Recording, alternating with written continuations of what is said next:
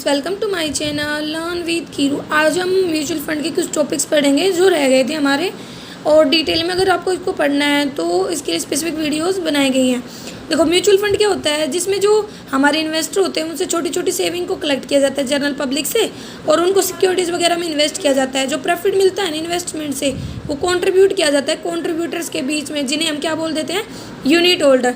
जो mutual fund होता है वो किसका ऊपर बेस होता है, प्रिंसिपल ऑफ ट्रस्टशिप, जिसका मतलब होता है कि भाई किसी दूसरे के बिहाफ पर काम करना।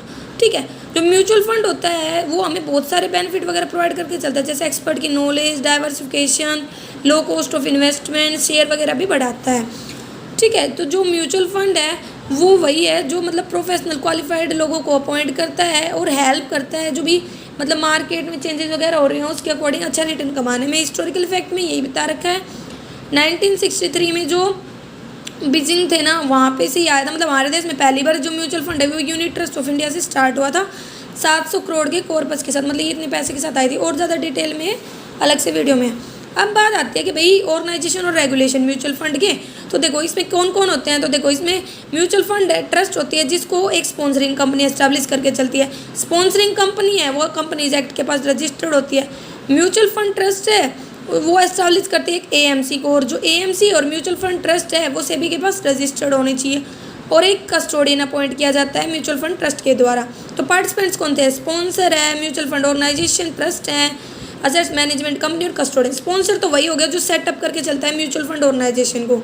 ठीक है, मतलब जो सेबी के रूल्स रेगुलेशंस होते हैं उसके अकॉर्डिंग म्यूचुअल फंड को एस्टैब्लिश किया जाता है। इसमें बैंक होते हैं, फाइनेंशियल इंस्टीट्यूशन, ये स्पॉन्सर बन सकते हैं। ट्रस्ट क्या होती है, जो एस्टैब्लिश की जाती है स्पॉन्सर के द्वारा। मतलब इसके जो फंक्शन होते हैं ना वो क्या होते हैं भाई, इस फॉर्म में होते हैं जो ट्रस्ट वगैरह के मेंटेन करके चलें। क्योंकि देखो एक इन्वेस्टर है वो पैसे लगा रहा है, तो ट्रस्ट बहुत ज़्यादा इंपॉर्टेंट रोल प्ले करता है। असेट मैनेजमेंट कंपनी वही होती है जो लोगों से पूल ऑफ फंड कलेक्ट करते हैं, उसे इन्वेस्ट करते हैं। मतलब जो टीम ऑफ प्रोफेशनल होते हैं, एक्सपर्ट्स वगैरह होते हैं। कुछ एएमसीज के नाम दे रखे हैं हमारे देश में, कौन कौन सी हैं, कौन सी प्राइवेट है, कौन सी फॉरेन है। ठीक है, वो सब। कस्टोडियन कौन सा होता है, तो कस्टोडियन कहता है कि एक ऑर्गेनाइजेशन होती है जो सिक्योरिटीज़ को सेफ रखता है, अपनी कस्टडी में रखता है म्यूचुअल फंड ऑर्गेनाइजेशन की बिहाफ पर। इसमें कौन कौन सी एक्टिविटीज़ आ जाती हैं, post trading, safe keeping, collection of dividend, maintenance of account of holding. Regulations क्या है म्यूचुअल फंड ऑफ इंडिया के, तो देखो सेबी ने कुछ रेगुलेशंस बताए। तो फॉर्मेशन एंड रजिस्ट्रेशन की जो अलग अलग पार्टिसिपेंट्स होते हैं ना, जो इनके बारे में हमने पढ़ा है, वो रजिस्टर्ड होने चाहिए सेबी के पास और एलिजिबल होने चाहिए रजिस्ट्रेशन के लिए। मतलब उनकी जो भी क्वालिटी वगैरह है वो सारी हो जो सेबी ने बताई हैं। डॉक्यूमेंट फॉर स्कीम कहता है कि अब म्यूचुअल फंड में हम लोन मतलब क्या कर रहे हैं, इन्वेस्ट कर रहे हैं, तो कहता है कि है ना एक ऑफर डॉक्यूमेंट भी होना चाहिए। ठीक है, जो ये बताया कि हाँ भाई सेबी ने वेरीफाई वगैरह कर लिया, फुल डिस्क्लोजर है, ट्रांसपेरेंसी नॉर्म्स वगैरह हैं। रेगुलेशन ऑफ स्कीम, इसमें ओपन एंडेड और क्लोज एंडेड में बांटा गया है। ओपन एंडेड जिसमें कोई रिस्ट्रिक्शन नहीं होती, पहले से कुछ भी डिटरमाइन नहीं होता, और क्लोज एंडेड जिसमें हम सब मैच्योर पीरियड सब कुछ फिक्स होता है। तो जो ओपन एंडेड होती है उसमें तो कॉर्पस होता है 50 करोड़ का, और 45 दिन तक मतलब वो कलेक्ट कर सकता है, स्कीम को लॉन्च कर सकता है। और क्लोज एंडेड में 20 करोड़ का कॉर्पस होता है। ठीक है, रिटर्न कहता है कि मतलब जो म्यूचुअल फंड है ओपन एंडेड, उसमें तो ऐसा कोई भी पीरियड नहीं होता रिटर्न वगैरह का। देखो कोई भी म्यूचुअल फंड है वो प्रॉमिस नहीं करता कि रिटर्न करेगा ही करेगा। ठीक है, एक पीरियड से ज़्यादा का। और लिस्टिंग जितने भी क्लोज एंडेड स्कीम होती हैं वो इमीडिएट रिटर्न तो देती नहीं है, इसीलिए लिस्टिंग वगैरह उनकी होती है। और इन्वेस्टमेंट बाय म्यूचुअल फंड में क्या क्या रेगुलेटरी प्रोविजन है, मतलब क्या क्या कंट्रोल वाले प्रोविजंस हैं, तो ये सिर्फ मार्केटेबल सिक्योरिटीज़ में इन्वेस्ट कर सकता है, गोल्ड एक्सचेंज में इन्वेस्ट करता है, लेकिन वो गोल्ड में कब इन्वेस्ट करता है, जो हमारे गोल्ड एक्सचेंज वाले म्यूचुअल फंड होते हैं। और कमोडिटी फंड में कमोडिटीज़ में कहते हैं कि जो स्कीम होती है ना जो मैक्सिमाइज करे इन्वेस्टमेंट को मनी मार्केट इंस्ट्रूमेंट में, उसमें सिर्फ 15% कर सकता है मतलब इन्वेस्ट उस स्कीम के कॉर्पस का। और डिबेंचर वगैरह है किसी भी पर्टिकुलर कंपनी के, उसमें 15% से ज़्यादा नहीं होना चाहिए। जो इन्वेस्टमेंट है ना सिक्योरिटीज़ में किसी भी अनलिस्टेड कंपनी की, उस वो 25% से ज़्यादा नहीं होनी चाहिए।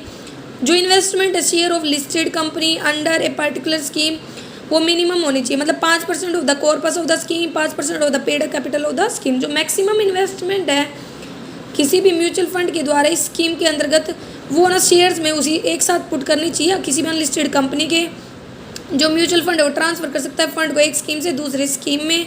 ठीक है, advertisement code of the conduct, जितने भी म्यूचुअल फंड होते हैं वो एक कोड ऑफ कंडक्ट उन्हें फॉलो करना चाहिए, जो भी हमारे सेबी ने बताया टाइम टू टाइम। ठीक है, इसमें सारी डिटेल्स वगैरह होती हैं, sponsor, background, past record, track, affirmation, ये सब। Disclosure of net assets value, मतलब म्यूचुअल फंड ऑर्गेनाइजेशन उनकी जिम्मेवारी होती है कि जो नेट एसेट्स वैल्यू जितनी भी स्कीम्स वगैरह हैं रेगुलर इंटरवल पर उसको डिस्क्लोज करें, जो भी सेबी ने टाइम टू टाइम बताई है। ठीक है, इसका फॉर्मूला दे रखा है। फिर आते हैं ओपन एंडेड और क्लोज एंडेड का वाइंड अप। तो इसका तो फिक्स होता है क्लोज एंडेड का कि भाई इतने टाइम के बाद होगी, जबकि ओपन एंडेड का ऐसा कुछ फिक्स नहीं होता, मतलब मैच्योरिटी पीरियड ही होती है नॉर्मल सा, कि नॉर्मल इसमें ये नहीं होता कि पहले से फिक्स करके चलते हैं। वो डिपेंड करता है कि भाई कब जो मतलब म्यूचुअल फंड है वो हमारे एक लिमिट से नीचे गिर जाते हैं। और ये हमारे टाइप्स दे रखे हैं, इनको डिटेल में हमने पढ़ा हुआ है वीडियोज़ में। ठीक है, जैसे यहाँ पे इनको दे रखा है। ठीक है, आप वहाँ से पढ़ सकते हैं, जिसका मैं लिंक कमेंट बॉक्स में भी दे दूँगी। फिर आती हैं परफॉर्मेंस इवैल्यूएशन। तो परफॉर्मेंस इवैल्यूएशन के लिए देखो मतलब यही कलेक्ट करते हैं कि भाई इन्फॉर्मेशन की जो भी म्यूचुअल फंड में इन्वेस्ट वगैरह किया वो सही है नहीं। तो परफॉर्मेंस इंडिकेटर में तो रिटर्न और रिस्क आता है। रिटर्न मतलब जो भी हमने सिक्योरिटीज़ लगाई हैं उस पर कितना रिटर्न मिल रहा है वो हम नेट एसेट्स वैल्यू की हेल्प से देखते हैं। ठीक है, तो जो फिर मतलब नेट एसेट वैल्यू है उसको कैलकुलेट करते हैं, उसकी हेल्प से देखते हैं कि भाई हाँ जो रिटर्न है वो सही है या नहीं, ये क्या वो हमारे लिए बेनिफिशियल है नहीं। एक टाइप से कहते हैं net asset value net assets value per unit को रिप्रेजेंट करता है। ठीक है, रिस्क क्या होता है भाई, रिटर्न में जब चेंजमेंट वगैरह आ जाते हैं, वेरिएबिलिटी वगैरह आ जाती है, वो हमारे रिस्क को रिप्रेजेंट करते हैं। दो प्रकार का होता है, सिस्टमेटिक नॉन सिस्टमेटिक। सिस्टमेटिक तो होता है जो मतलब जर्नल मार्केट से हम जब एसोसिएशन रख के चलते हैं उसके कारण जो आते हैं ये फैक्टर होते हैं। और नॉन सिस्टमेटिक एक टाइप से कहते हैं जो कंपनी के फैक्टर्स के कारण होता है। ठीक है, परफॉर्मेंस इवैल्यूएशन और मार्केट पोर्टफोलियो में हम बस चेक करके चलते हैं कि जो डिजायर्ड लेवल ऑफ एक्टिविटी है वो पूरी हुई है या नहीं। एक टाइप से कहते हैं इसमें क्या आता है, कंपेयर करता है मतलब रिटर्न को किसके साथ, रिस्क फ्री रिटर्न के साथ कंपेयर करता है रिटर्न को against the overall return of the mutual fund industry. Compare करता है परफॉर्मेंस को इंडेक्स के अगेंस्ट में इवैल्यूएट करता है परफॉर्मेंस को। फिर बात आती है मेथड इसके। तो मेथड में ये तीनों को हमने डिटेल्स में समझा हुआ, उसका भी मैं लिंक कमेंट बॉक्स में दे दूँगी। एडवांटेजेस भी डिटेल में समझी हुई हैं।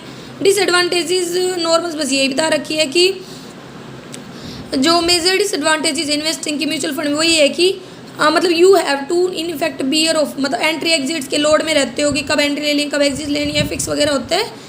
और डिटेल में आप वीडियोज़ में देख सकते हो, उनका लिंक मैं दे दूँगी। बस ये वीडियो मैंने ओवरव्यू के लिए बनाई थी, कुछ टॉपिक्स से जो हमारे पहले वाली वीडियोज़ में कवर नहीं हुए थे। अगर आपको कोई भी डाउट है तो आप कमेंट करके पूछ सकते हैं। पहली बार मेरे चैनल पर है तो इसे सब्सक्राइब करें, लाइक करें और शेयर करें। Thank you.